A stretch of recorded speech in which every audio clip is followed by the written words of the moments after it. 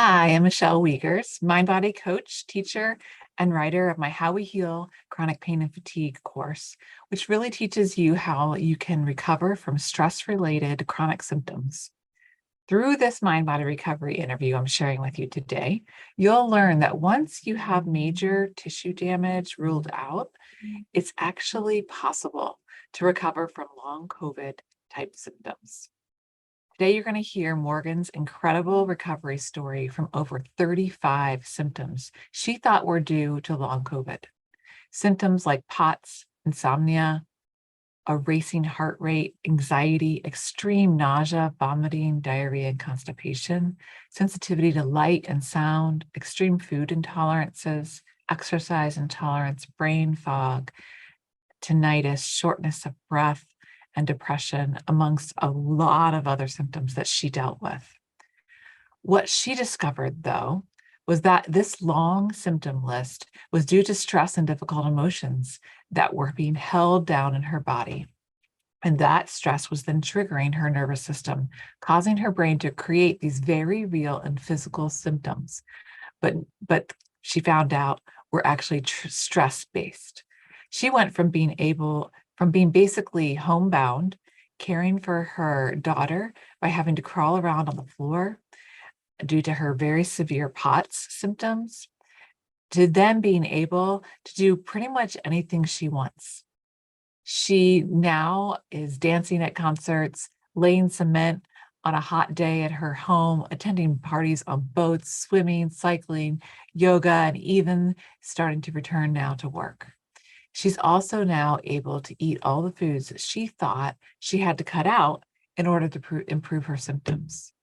Due to severe stomach pain and nausea, she went from being able to eat just a few foods like smoothies and soft chicken to getting out of the house, eating food at restaurants, going to fairs, food trucks, even having wine at a concert recently, all these things that she thought were causing symptoms. At one time, Morgan believed that her symptoms were permanent, that she had long COVID and needed to accept her illness and limitations. She thought this was her life now. But as she explored the mind body science practices, tools, and education, as well as getting support from a mind body coach, myself, and her therapist, she began to gain a better understanding of what was actually creating these symptoms in the body, what stress and emotions under the surface were actually creating this long, long list of symptoms she experienced. She says that she came to learn that her body physically reacts to emotions. That's the human experience, friends. We all have that experience, but not all of us have this extreme example and list of symptoms like Morgan has experienced and now recovered from. But she sees now that at one point preferred to really numb out those emotions rather than feeling them because of past hurtful experiences. Her symptoms started to melt away as she learned to really feel her emotions and be present to herself and to the symptoms she was experiencing, recognizing the strong emotional link and root cause to those symptoms. She adds that now she feels really proud of herself for identifying the stress-based root cause, and that being proud of herself for actually getting to the root cause, she feels has helped her to heal and continue healing. So I hope that you'll gain a lot of encouragement from listening to her powerful long COVID recovery story. Today, I have Morgan with me, and she's going to share a bit of her story. I think you're going to find it incredibly inspiring. And so, yeah, Morgan, welcome. Thanks so much for being here with me today. Hi, yeah, thank you for having me. Yeah, I'd love for you to just dive right in. I think your story is incredibly powerful because you are among Don't those who worry. suffered with the long haul COVID, Mhm. especially post-COVID POTS. And POTS is something that I also recovered from in my healing journey. So I'd love for you to just share about your personal story around that. And Mhm. yeah. Yeah, so I am a physical therapist by trade, and I didn't know what TMS was, but I knew about the biopsychosocial model of pain. And so really I've had TMS for like a long time. I just kind of like had neck and back pain that I dealt with and knew that they were emotional, in nature. So it never made me scared. And I would know if it flared, like, oh, okay, well, I'll just take it easy and they'll go away. And it never impaired my life. And so right when the pandemic, I had my baby when the pandemic started, in March of 2020, and it was a difficult birth for me, emotionally, physically, and all of that. And so some of my long COVID symptoms did start at that time. I didn't really put it together though. So I was having like internal tremors and insomnia and like terrible anxiety after my baby was born, but I thought that was normal. Like, it's a big stressor. Then we moved across the country in the pandemic, and my husband started a new job that was very stressful. And I was at home, stuck in a house with a baby with colic all by myself. And I didn't know anybody, and no one could visit me or help because we were in the pandemic. And so that's kind of like the history of like, and then I caught COVID when she was 7 months old. Okay. So that's like the setting the stage kind of for Yeah. what happened next. Yeah. So you so I got COVID had in 2020? November of 2020. Okay. Yeah. Yeah. And so I had kind of not followed the rules also, which like I let some family come over and meet her because she hadn't met anybody, and everyone said that they had quarantined. But we still all got COVID. So it was myself, my baby, my husband, my mom, my dad, my grandma, and my 2 neighbors all got COVID at the same time. And I felt like it was all my fault. Like I just like I thought that everyone was gonna die because they were all older and that it was all my fault. And so there was like a lot there. And so I had COVID and thought my baby was going to die. I wasn't sure if I was going to die. But I had a fairly mild case. My fever broke within 3 days, and then I was like fine for a day. And I'm not entirely sure what happened, but I didn't even know really that we had COVID at that point, I guess. Like I was still waiting for the tests to come back. They took a long time at that point. So I was stressed about like maybe it's just a cold, a flu, like I'm overreacting. We're all just sick with the flu. But it turned out to be COVID. And I started like Googling what's COVID and like what symptoms does it cause, even though I was over my symptoms at that point, but I had kind of started down this like stressed out path. And I read this terrible article about how this mom had a baby or a child, and the child was so sick and like in all this pain, and there was nothing she can do. And I was just reading it. And then she talked about how she had mild symptoms and then it came back with a vengeance, and she was so sick. And I read the article, and immediately after reading it, I got violently ill. And I was sick that night till 2 a.m. I couldn't sleep with nausea, and all these symptoms came up. And then I had to take my baby to the doctor the next day, which I really at that point had no business doing, but no one else could take her. So I could like barely walk, but I like took her to the doctor. I was so dizzy. I was dehydrated. I hadn't eaten, since the lunch before, because I had, thrown everything up the night before. I couldn't eat breakfast. And so I took her to the doctor really sick, and I was like, what if she gets this? And I was still just so worried she was going to get as sick as the child in that article. Like I couldn't handle it. I didn't know how I was going to take care of her. And then on top of it, now I was even more sick. Sure. And I like told the doctor, I don't know if I can take care of her. And they're like, well, there's nothing we can do. Like, no one's going to help you. And because of COVID, like we all had COVID, so we're all quarantined. And I was like, oh my God. And this was like kind of the scariest thing that ever happened to me. Like I thought we were all going to die. I don't know how to explain it better. Sure. So I took her home, and I was still sick. I couldn't eat for days. And then a few days later, I don't know exactly what happened. But I was just like, I feel really, really funny. And someone had told me like to watch my heart rate with COVID because it can like give you a heart attack, or, I don't know. So I checked my heart rate on this pulse ox I had bought for my finger, and I was just standing there, and it was 120. And then I was like, oh my God, I'm dying, like that it's over. And so I like freaked out, and my husband has COVID and is trying to maintain his job, but I called him to come up, and I laid down and the heart rate settled. And I thought, I must be dehydrated. I haven't eaten. Mm. So we ordered a bunch of Pedialyte on Instagram or Instacart, and I drank that, and it didn't really help, but I thought maybe, maybe like my heart settled down by the evening after Aurora went to bed. So she went to bed and then my heart settled. I'm like, okay, I'm hydrated. But that kept happening. So I ended up in the ER because that's what all the nurses said to do, which they just thought I had anxiety and told me my heart rate was going up because I was tired, which, didn't make sense to me. So they sent me home. They gave me an IV that did make me feel better, but it just went away after a few days, and the heart rates were still crazy high. I could barely walk at this point. I was kind of crawling around, taking care of my baby. I would basically crawl with her, and Wow. on top of it, my breast milk dried up overnight. So then I had to like get her to bottles. And I was just alone. I didn't, my husband had to work and I had to do this, and we all had COVID. So at that point, I like had started to figure out what POTS was. I'd kind of heard of it before, and then I'm like, this is what I have.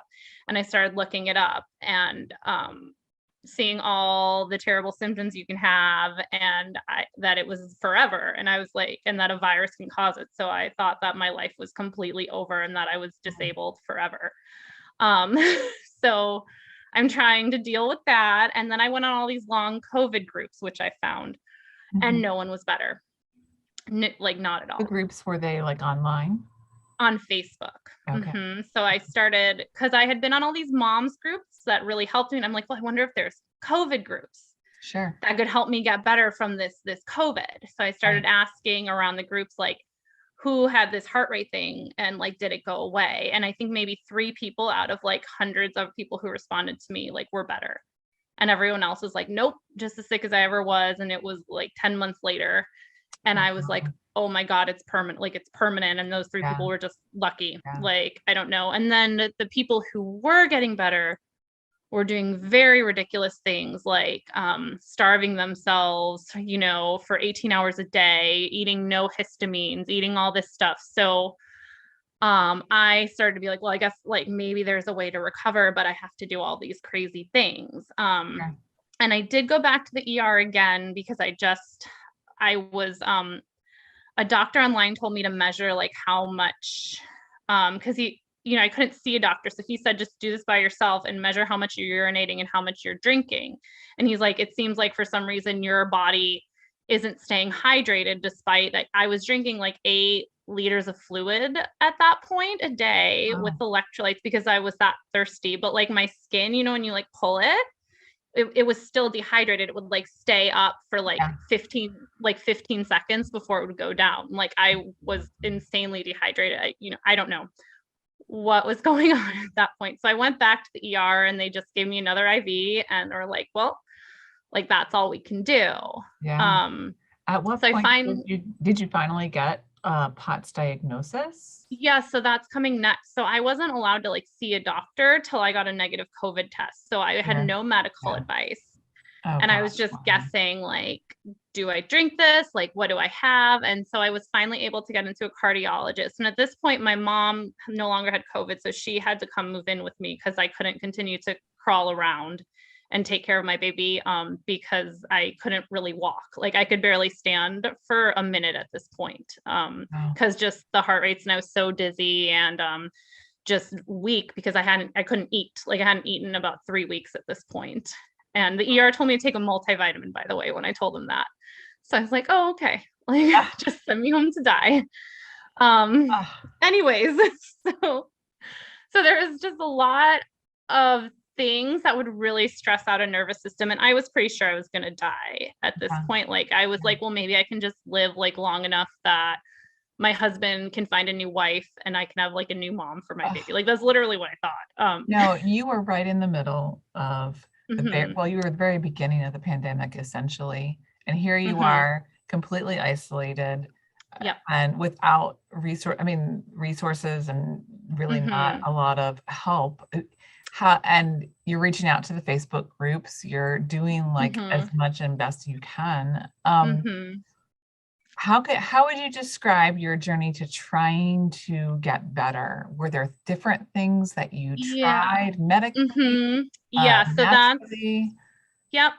So when I went to the cardiologist, they started me on a steroid to raise my blood pressure, which I don't know if it helped.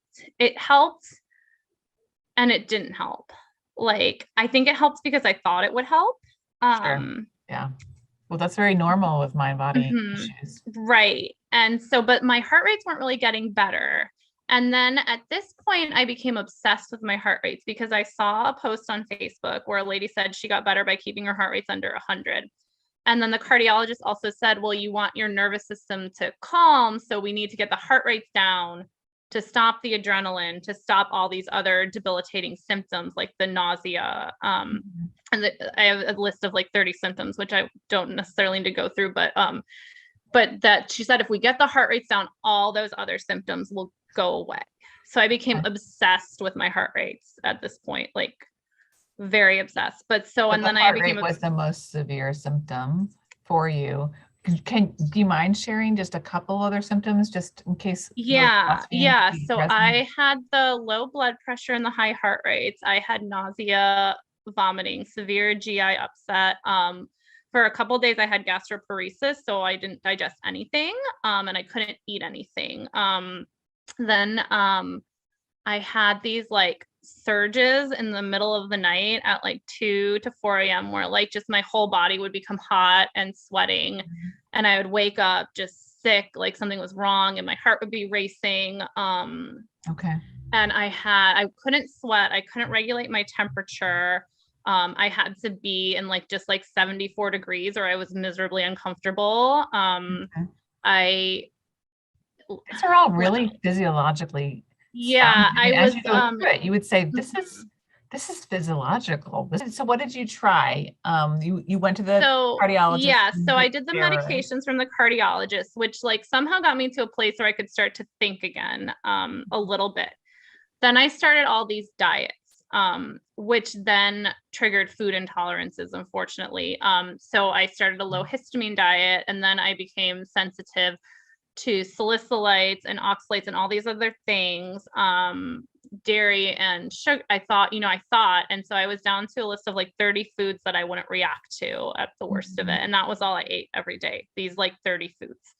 Yeah. Um, and then if I would eat other things, my heart would go crazy and I would get nausea and extreme anxiety and all this stuff, that I didn't realize I had kind of done to myself. But so I had all these reactions. Then I found on Facebook these doctors who tested my immune system, and these cytokine things were really high.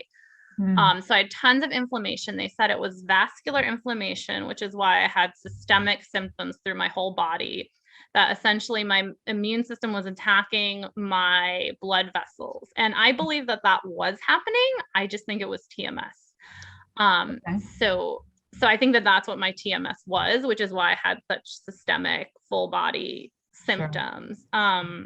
Was it hard for you as a medical professional, being a physical therapist, to be moving through like understanding these physical symptoms, starting at some point to wonder if it was stress related? Well, it's funny that you say that because when I first got this in the first 2 weeks of it, my heart rate would always go back to normal after the baby went to bed.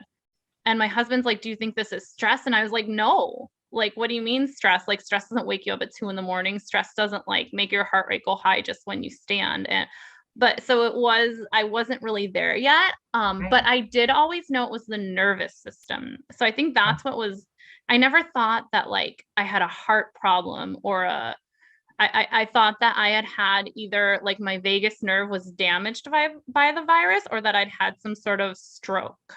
And Mm, that's what I thought had happened to me. sure. Or that the virus had just like gotten into my vagus nerve and was like living there, like, and it would come out Yeah. sometimes, like, or what, like, I don't know what I thought, like, just Yeah. something like Yeah. that. At what point did you start to kind of like dip your toe into researching or finding out about, Hmm. well, if it is stress related, then what? Right. So after I did these medications with the doctors, that the medications did help because they blocked all this inflammation that my brain was releasing, and I was able to get even more clear-headed during that time. Because like the brain fog stuff and like all that like loss of rationality was super bad for me. Mhm. Not really brain fog, I just wasn't rational. Like I was so anxiety ridden that I was just run by anxiety. Yeah. But so those medications helped me become clear. And I then had my cytokines retested and they were all basically normal. Hmm. So the medications fixed it. So I had no more inflammation, but I still had tons of symptoms. They were better, but not gone. And then the doctors kind of said, well, you just have to heal, like, and I'm like, well, I don't get it. And then I had a fight with my sister and I had a huge flare. And at this point, Mhm. I'm like, no, like, this doesn't make sense. Things don't just come back like this from stress. Like I thought maybe they could come back from physical activity, but I was like, this is the nervous system. And so I started to look into these programs online, like the STOP programs. And I had tried those kind of throughout this, but then I got a new one and I kind of went back to using the STOP process. But Can you explain what you mean by the stop process? yes. So it's these programs that you can do. One that I did was DNRS, and then I also did Alex Howard, and it's where you try to stop your thoughts essentially, or stop your focus on the symptoms. Mhm. So you try to stop yourself, and then theoretically, the less you focus on the symptoms, you'll heal. But that it didn't work for me in Mm. that way, Yeah. because really I started stopping my thoughts, my negative thoughts, and that's exactly like what I didn't need to do. The problem was that I had a lot of stuff that had to come out. Huh, that's interesting. So with the Mhm. thought process, the idea and with the DNRS and other approaches is to stop your thoughts, not focus on the symptoms, almost like a distraction. And then, Yeah, just like go back to normal life, mhm, um, as best you can. And then, sure, like, as you go back to normal life, your brain will figure it out and just go back to normal. sure. But you But think that didn't work? Go ahead, sorry. it didn't work for me. And I just basically started getting more anxiety because it wasn't working, which made me feel like a failure, which then Mhm. aggravated TMS because that aggravates your nervous system. So I was like, oh, it's Sure. just not going to work for me, that whole like negative. So it just wasn't like, it wasn't the right program for me. I know they do work for some people though. Sure, sure. So So you mentioned why you think it didn't work. Can you tell us more mhm. about that? This idea of that you had some things that needed to come out? Is that what you said? Yes. So I then, at this point, after the medication and the fight with my sister, I just was like done with living. And I was pretty much suicidal. I was so sick again, Mm. after being kind of well, that I just didn't really want to go on. And my parents insisted I see a therapist, because like I was suicidal. And so she started getting me to like look at my past. Mm. And I thought that that seemed crazy. I didn't, I got that I thought maybe like focusing on symptoms could keep you sick, but I didn't believe that there was like all this stuff like caught up in my nervous system. And she got me to start down that path. And then during the Alex Howard program, he had you focus a little bit on trauma. And I was like, well, maybe there's something to this trauma. And then I saw a girl who recovered from POTS saying that she recovered by doing therapy and like getting her trauma out. So then I was really like, okay, I need to look into this. And I found Nicole Sachs on Okay. Facebook, her Facebook group, and Sure. I just started her journal speak thing. And Mhm. and that helped. And then I found an interview with Rebecca Tolan and Jim something or other Jim on, Cusack, probably. Yeah. yes, him. I found an interview that they did online where he explained like all the stuff in the brain. And that's really what I needed. Like I needed to be Yeah. scientifically explained to me. And the next morning after hearing that, I woke up feeling like 75% better. So you had Nicole Sachs and Rebecca Tolan and Jim Prusak all are in this TMS mind body approach. mhm, Maybe have different emphases, but they're right. very Mhm, overlapping. So at that point, when you had basically the neuroscience of mind body medicine explained to you through this mhm, video recording, you had a yes. pretty quick reaction to that. I did. Wow. But then it all came back. It just would Okay. last, it Yeah. wasn't lasting. Mhm. And the problem was at this point that I still was approaching this as like my nervous system has to heal. Um, Okay. Yeah. so but I did start to get a ton better at this point. Like I was able then to, like my baby had to be in daycare because I couldn't take care of her. I was able to take her out of daycare and Hmm. be a mom. I could do all this stuff. I just still had symptoms, but I understood then that they weren't dangerous and I could live with them and do things. I was a lot less scared, but I was still very symptomatic, with Sure. very high heart rates. Were you still, I'm just backtracking a little bit. You Mhm. you described like having to crawl on the ground and not No, being I didn't have able to to crawl walk anymore. or And I didn't so at really what have to. point did that change and get better? That changed after I started the steroid. That Okay. Okay. way back in the beginning. So the steroids seemed to like get me stable enough that I could walk around for a few minutes. Okay. But I could barely walk around the block for like a year, like a Yeah. long time. I was basically housebound, I think, for like 10 or 11 months.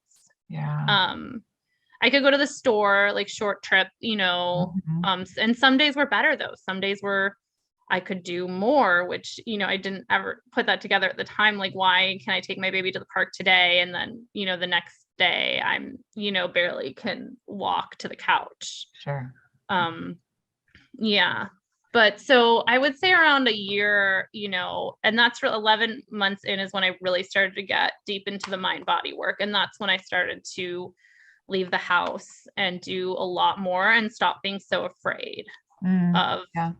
you know, of what, I don't know. I thought that if I did anything, I would not get better, Sure. basically. You were Yeah. inside so many unknowns, Morgan. I mean, here you are in the midst of a Hmm. pandemic as a new mom, moved across the country, really dealing with symptoms that medically speaking, the professionals were just trying to figure out right alongside of you. I can't imagine how terrifying that was. Yeah. And so then after I found all that, I started journaling every day, like Nicole Sachs says too, and that started to really help. Hmm. And then I would get to a point where I would feel like 90% better. And I really felt like I had to get off this steroid that I was on. And anytime I would lower my dose, I would get every single symptom back. And Okay. I would be terrified and I would start the steroid again. And Hmm. this is at the point that I reached out to you, because I was stuck. Yeah. So yeah, and I think that was like in February. So I'd done the November to February and I kept getting myself to good. Sure. Um, but then I would backtrack. Yeah. Um, Yeah. and I think at the point though that I really started to switch my focus, from being better to I like my goal. I switched it from like I need to recover to I just need to give my daughter like the most full life that I can give her because I don't know if this is ever going away. And so I just started doing things like I signed her up for ballet and gymnastics. And I'm like, I'm going to take her to the park. I don't care if I feel like, I don't care how I feel. I can do this. And I just started doing things. And then things started to get better. And one day I was like, I really hate that bush outside my house. I'm going to cut it down. And then I I remember cut that down day. this whole bush. And then and then after that, I really started to get better, Yeah. except with the silly steroid, which, Hmm. for people coming off medications, it's just really tricky and hard, but it does pass. Yeah. Yeah. Were there any tools or like practices that you were Hmm. doing as you were, you switched from this focus of I need to Hmm. recover, I need to Like get better to like I did a I want ton of tools. Yeah. to like need Yeah. to What I give did. your daughter that light, um, right? yeah. So when I fully switched to mind body, I first of all switched my focus on like I'm not trying to make the symptoms go away. I'm just trying to figure out a way to live happily in harmony with them. And that was my first shift. Mm. And then I started, so I did the journaling for the emotional stuff, and I worked out like a lot of stuff in my nervous system, like why it's so hyper reactive, why I create symptoms, versus feeling emotions, because and in doing that though, and understanding like myself, I can see when it's happening. So Sure. if something stressful is happening, I can kind of take steps to not repress it and to feel it when it happens now. Like I'm still working on that. And so that's kind of what the journaling did for me. I don't journal every day anymore, but I will journal if like I feel something gurgling with it, I feel like things talking inside me. Yeah. And so I did the journaling. I got into somatic tracking, which actually seemed to be like the game changer for me symptom wise. Because whatever I did with journaling, like my heart rates were not getting better. Yeah. And they just weren't. And I wanted them to go away so bad because I had this fear that if the heart rates didn't go back to normal, that all the other 40 symptoms would come back. Sure. But so I started doing like you did the somatic tracking with me, and then I found more yours and podcasts on it. And I just kind of really got into somatic tracking, and I would just do it throughout the day, like walking around. I'd like pause and somatic track for a little bit. Can you just briefly describe what that is for you? What is somatic tracking? Yeah. So it's just it took me a really long time to get it actually. It took me months to figure out how to do it right. So no, like it's trickier than it seems, but it's just where you like I don't know, I like go inside my body in my mind. Sure.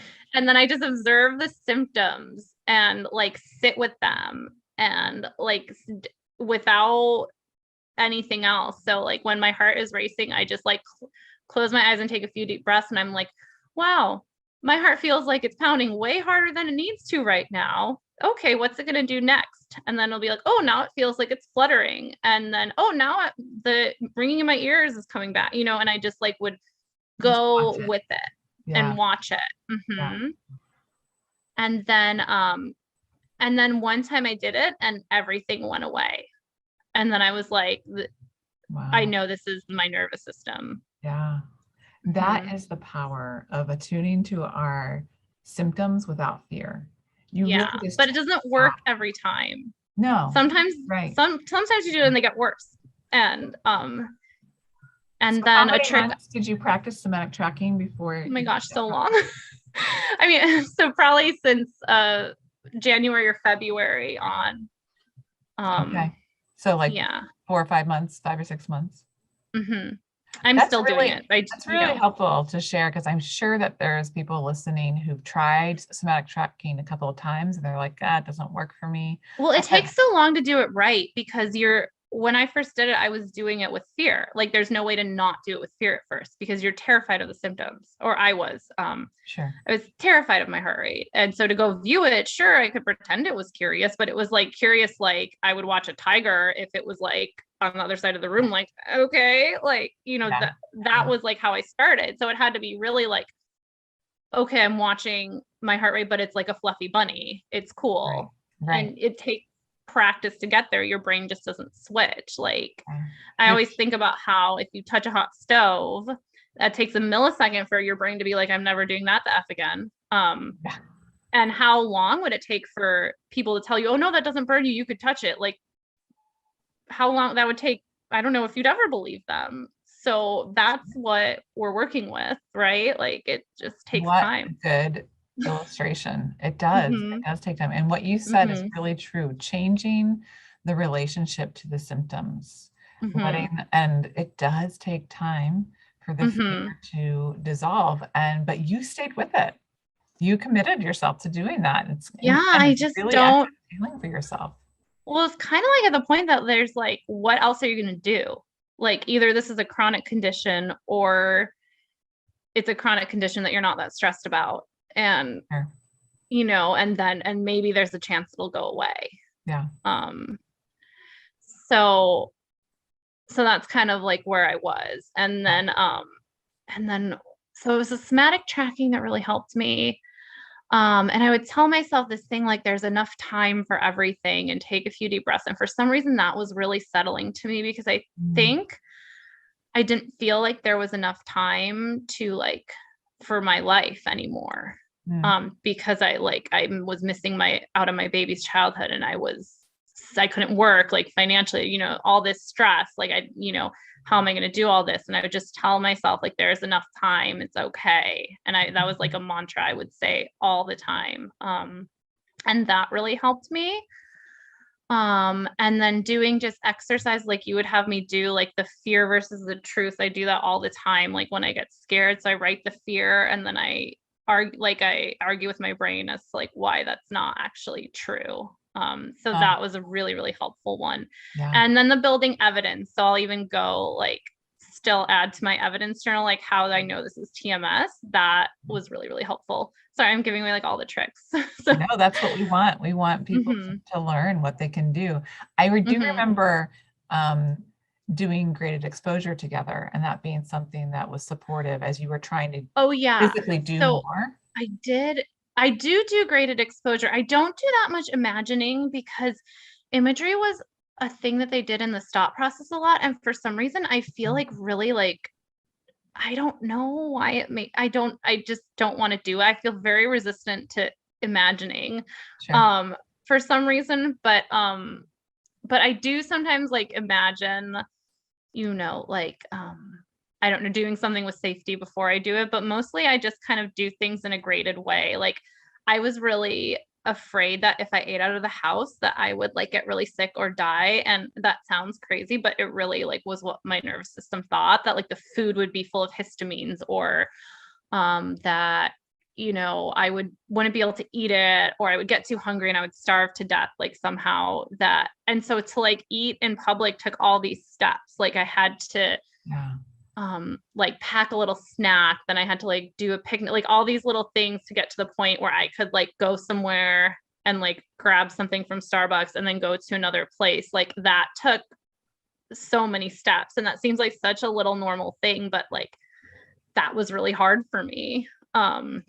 To leave the house, I had like really thought that I had to have all these snacks and like come home every hour to make sure that I ate a healthy snack to keep my blood sugar level so that I wouldn't get adrenaline and get symptoms, and just Yeah. kind of moving through all that. Yeah. And kind of letting go of all the rules of illness. That was huge for me. Like Mhm. I stopped wearing compression. I stopped taking the medication slowly. I stopped sleeping with my head elevated. I like stopped doing all the things that the doctors told me to do. And Yeah. then I started to feel better too. So I don't know. Wow. So you took those Yeah. props out, those medical props to say, well, try this, see if it'll help. And you're like, no, Mhm. it's time to let those Well, go. because all I was doing was every time I would put on those tight compression things, my brain would be screaming like, "Look how sick you are! Look how sick you are!" Yeah. Wow. And That's mhm, powerful. yeah. Would you say what reduced the the real like terror around the heart rate symptom was mostly somatic tracking or what? Mhm. That's what shifted. That was mostly somatic tracking, as well as just like multiple conversations with you and my nurse friends who are like, your heart rate's not that high. It's fine. It's like, it's normal. And I think really kind of challenging myself in like this medical model that says like, we know what's normal for everybody. Because POTS is defined as like a heart rate that goes up 30 beats or more when you stand. But it's normal for your heart rate to go up 20 to 25 beats when you stand. And I'm like, so could 5 beats really cause me to have 40 plus symptoms? And Sure. then it reminded me of when like Dr. Sarno like took like there's a story of like took the book and like threw it, this abnormality can't cause like 200 symptoms or whatever. And Hmm. it reminded me of that. And I was like, Yeah. 5 beats per minute cannot medically be responsible for so much adrenaline that I would have 30 symptoms. And that was something that helped me too. Yeah. Um, Yeah. and just knowing that the amygdala can cause anything, like your nervous system can cause any single thing. Any single problem you have is caused by your brain, even if it is structural. And that helped me too. Like I obviously like if someone is sick with cancer, like you need medical treatment, but Um, but the brain is still causing the symptoms of illness, Mm. even when you have illness, Yeah, whatever it is. all pain originates in the brain. It's a learning And so process. kind of Yeah. learning that. And Mhm. then I was like, well, even if my vagus nerve was damaged by the virus, like the brain is still creating this, why couldn't it just rewire? I started to realize it didn't matter.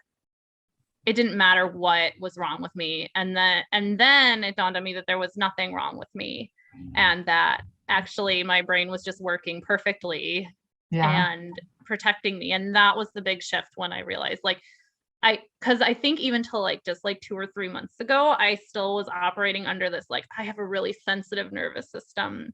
It's Mhm. delicate, it needs to heal. And then, I finally started having like my 100% days and like 90% days when I was like, wait, my nervous system doesn't need to heal. It's actually like working better than most people's. It's like working so well that it's protecting me so much that like I'm probably going to live a really long life. And that's kind of when it shifted. Mm-hmm. Wow. So you went from this terror of either starving to death or dying, from these Mm-hmm. experiences to, wait, I'm actually going to live a really long life. And Mm-hmm. I'm thinking that you would also Yeah. endure, and I think I won't have to worry about these symptoms anymore. Yeah. I think that, I still sometimes get heart rates. Like after I eat, I'll feel them, but I just kind of, it doesn't bother me like it used to. And like today I haven't had any. So they're not always there. They're not, it's very Right. inconsistent now. Right. And they don't cause other symptoms. It's just a racing Mhm. heart. Mhm. I think So that's it's, congruent with what a lot of people experience as they heal the mind body mhm, symptoms. They just yeah. kind of reduce. And as they reduce, we lose that fear, worry, focus Hmm. on them, that fear can actually expand them. And so then we start to Yeah. realize if we can just have the spirit of indifference, like, well, they're there, but I know I'm medically safe and there's nothing physically wrong, Hmm. then we can start to, yeah, take back our life. Yeah. And I think like, oh, sorry. I Yeah, was go just going to ahead. say, I think the biggest thing that helped me too was like, I don't know how other people are, but I think they're similar is with TMS. And it's not like I've been sick before. I've been like really sick. And I was never obsessed with my symptoms. I was just like, okay, I'll get better. But the difference with this TMS illness was the obsession with Hmm. the symptoms. It was all I could think about. Like, so when you have like an illness and it's all you can think about, it's like just blinding, like from like you can't even focus on your family or anything else. Like I think that's TMS. Mhm. Because it it's clearly from the brain. And it's like I would stand there and watch my heart rates for sometimes like 4 hours a day, like just obsessed with them. It was all I could think about. And so lowering the preoccupation, just forcing yourself not to focus on the symptoms, I think is a huge step, because like there is so much life, and there are ways to be like, I found ways to be happy on like really symptomatic days when I, started my recovery. Yeah. Um, Yeah. Even if it was just like watching a movie, but at least I wasn't just obsessing, Sure. watching my daughter laugh, like little things. Like there Mhm. is joy even when you feel really bad. Yeah. Hmm. That's so good. How would you say, how is life different for you now that Oh, it's a you're lot on different. this phase of your TMS recovery than before you found out about the mind body approach? Um, so I think like in general, I think that my life is better than before. Like I handle stress so much better. Like things don't get to me anymore, and I can like feel things. I don't ruminate anymore. And if I do, I know I can journal about it. So like a couple weeks ago, I got like a flare of like feeling kind of blood, just like a malaise like thing, and my heart rate was a little higher. And so I just went to my journal, and there was something like totally under there that I wasn't Mhm. feeling. And I was feeling really guilty about, something. I was angry at someone but feeling guilty about it. And I think that's a big trigger when you have these emotions and you think that they're wrong. So Yeah. I was able to get that emotion out. And then I woke up the next morning, like back to 100%. Hmm. So I think it's just this ability to deal with stuff. Cause even before I got long COVID, I used to get like nausea when I would be upset, and I would get all these symptoms. And I think now, like, knowing what they are, makes it just easy to be in touch with your body. And, Yeah. I think it's like the body calling you home, Hmm. you know, like I think TMS, like, you've been absent, and it's the body like yearning for your attention. And when you can finally give it that, like with your journal, and I did yoga and just self-care, like nice bath. Like, it doesn't have to be about pushing yourself either, which I think Yeah. is important. Like, some days I just did like really gentle yoga and took an Epsom salt bath, and those, I rested, and that was okay too. And I think I had to learn how to rest. Yeah. Oh my gosh.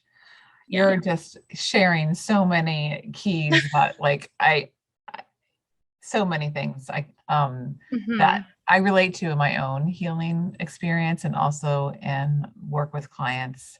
It is so incredible to see how when we get into a pattern of skipping over ourselves and pressuring ourselves or pushing Mhm. really hard, like hearing you say, it's like, um, the TMS symptoms are really like calling me back home to my body, to Mhm. what I'm emotionally experiencing. And that description, Yep. what you said of like, I had some sensations, um, and then I grabbed my journal. I ended up Mhm. finding out, oh yeah, this is what I'm feeling. And the next day they were gone. So to see that Mhm. link, that one-to-one link, Yeah. stress and emotion and symptom, and to know that there are tools that you can Mhm. use in order to be able to release and process the emotion, and then the symptoms just Mhm. dissipate.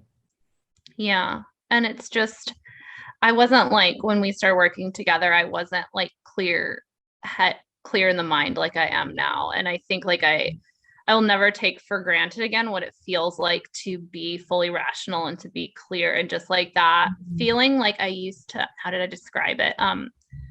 When I started to like get myself back, I would say like it felt like my soul had been sunk in this like tar pit. Like, and that's how like I was living just like a body, like dragging a soul behind it in a tar pit. And then like one day it like came back up into my like face, like my eyes, I would say, because I could like see with my soul again versus just like and that's the way I would describe it. But it was Wow. like, I never want to feel that again. And that was probably the worst symptom, if Yeah. you can call it a symptom. I don't know Yeah. exactly what it is, but that was the worst thing. And when I like start to feel that again, that's when I know I really need my journal, and like real like I need to do some serious work, because I like do not want to end up back in the tar pit. Yeah. So, Yeah. mhm.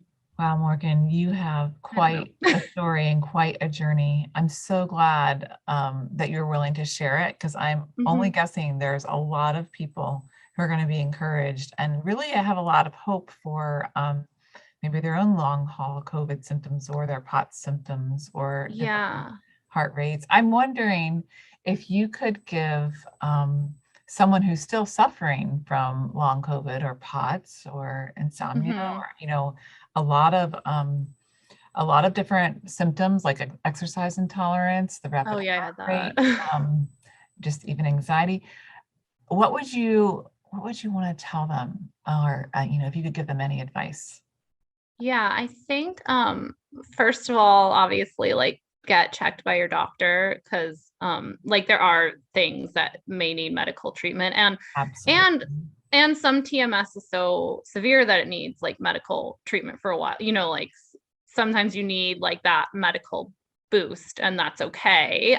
But once you're like are cleared by your doctor, and they give you like there's nothing wrong with, like, I was told basically there's nothing wrong with me, just my Sure. nervous system. They told me it was a software problem. That's like a direct quote from a neurologist.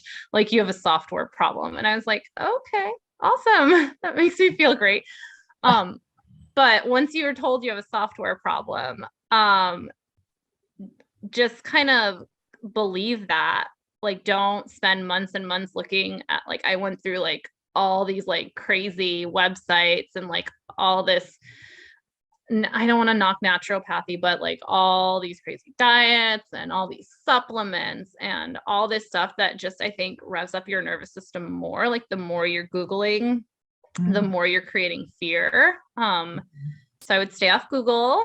and trust that, like, long COVID, TMS, whatever you want to call it, it goes away. And it's really just, this for some reason, COVID like seems to be triggering people to like really focus on the symptoms and like get into this fear pattern. And that's all it is. I think it's just a pattern in the brain that you can rewire out of. You can retrain your brain, and you can, retrain yourself. And I think a lot of people who get better are like coming out better than they were before long COVID. That's But incredible. it's just like, it's a kind of, it's a journey of self-discovery, and you have to be willing to go there with yourself. Sure. The phrase that I keep settling into for myself and with clients and in my course is to become your own advocate, because so often in the medical mindset and world, we're looking for someone to fight for us, to give us a diagnosis, to help us figure out what's wrong with us. Of course we are. That's how we understand our experience. But with the mind-body healing approach, we start to realize that there actually isn't anyone else who can advocate for us the way we can.